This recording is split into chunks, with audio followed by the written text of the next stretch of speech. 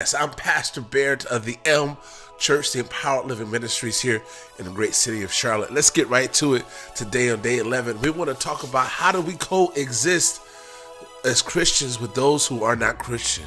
How do we coexist and live our lives as believers around those who don't believe?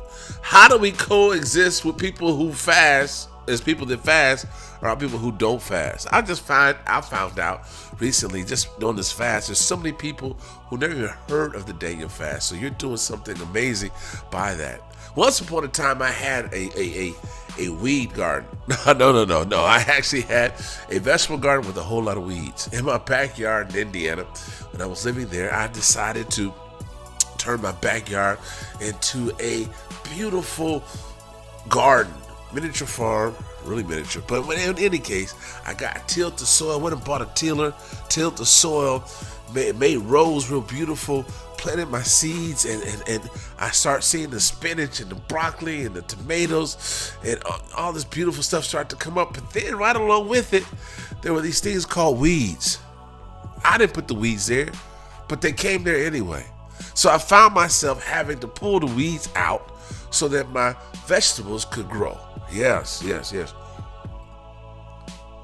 But I found here, though, what Jesus said in the 13th chapter of Matthew, he gives the parable of the weeds. He gives the parable of the weeds. He has a different approach. He says here in verse 24, the kingdom of heaven is like a man who sowed good seed in his field. Okay. But while everyone was sleeping, his enemy came and sowed weeds among the wheat and went away. When the wheat sprouted and formed heads, then the weeds also appeared. So that works the opposite of what I'm trying to achieve. They had weeds and vegetables at the same time, weeds and wheat at the same time.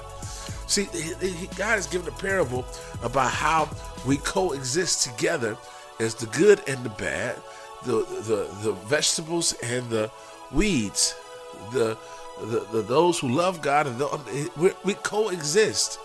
God wants us to coexist. He goes on, and the folks asked him, said, "Did an enemy do this?" No, the servants asked him again, "Do you want us to go and pull the weeds up?" Jesus is like, "No, don't pull them up." He says, No. Because while you're pulling up the weeds, you might uproot the wheat. Let both grow together until the harvest. At that time, I would tell the harvesters, first collect the weeds and tie them in bundles to be burned, then gather the wheat and bring it into the barn.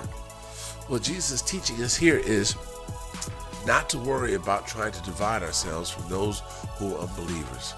I believe what God really wants us to do is to be a living testimony of how to live our lives as Christians. So as you go through the season of fasting and praying, and you're living your life a normal life, not like, oh man, I can't eat beef, but you're experiencing the joy and the power that comes from the discipline that you're gaining from this process. What God is doing is He's shaping and forming you into the women and men of God He wants you to be, but at the same time, He's making you strong enough so that you can coexist in a world that's going awry. Because at the right time, Jesus will send angels who will separate the wheat from the weed, from the believers from the unbelievers, from those who go into heaven and those who will burn in hell. Don't worry about it. You live your life with a focus on what God has intended for you to do. You live your life setting upon the promises of God. You live your life understanding that the battle is not yours, but it's God's. And let God do the work to save you from your enemy, to be your victor for you. He'll be the vindicator for those who seek to hurt you. Let God be God. Go out today on this day 11 and experience the goodness and greatness of God. Embrace this fast. Go hard in the fast. Spend some time in prayer and set yourself apart, but in the presence of those who don't believe. And let your life be a reflection of Him, and let His glory show through you as you walk into His destiny and purpose for you. Hey, it's Pastor. God bless.